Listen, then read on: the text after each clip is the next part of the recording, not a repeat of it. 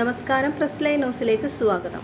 ബോൺവിറ്റയും അതിന് സമാനമായ ഉൽപ്പന്നങ്ങളെയും ആരോഗ്യപാനീയങ്ങളുടെ വിഭാഗത്തിൽ നിന്ന് നീക്കം ചെയ്യണമെന്ന് നിർദ്ദേശവുമായി കേന്ദ്ര വാണിജ്യ വ്യവസായ മന്ത്രാലയം. ഇ-കൊമേഴ്സ് പ്ലാറ്റ്ഫോമുകൾക്കാണ് ഇത് സംബന്ധിച്ച നിർദ്ദേശങ്ങൾ നൽകിയത്. ബാലാവകാശ കമ്മീഷൻ നടത്തിയ അന്വേഷണത്തിൽ ബോൺവിറ്റ പോലുള്ള എനർജി ഡ്രിങ്കുകൾ പഞ്ചസാരയുടെ അളവ് അനുവദിച്ച അളവ് കൂടുതലാണെന്ന് കണ്ടെത്തിയിരുന്നു.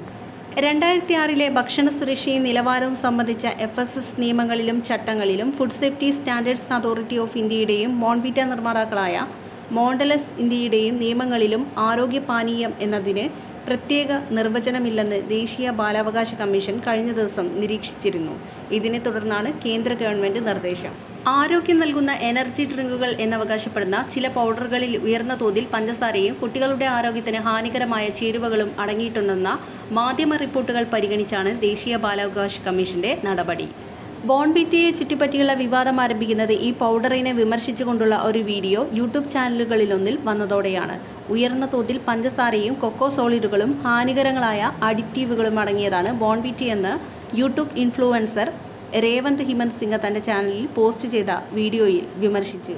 സംഗതി വൈറലായതോടെ ബോൺവിറ്റ നിർമ്മാതാക്കളായ മോണ്ടലേസ് ഇന്ത്യ യൂട്യൂബർക്കെതിരെ വക്കീൽ നോട്ടീസ് അയച്ചു. തുടർന്ന് വീഡിയോ എല്ലാ പ്ലാറ്റ്ഫോമുകളിൽ നിന്നും രേവന്ത് നീക്കം ചെയ്തു.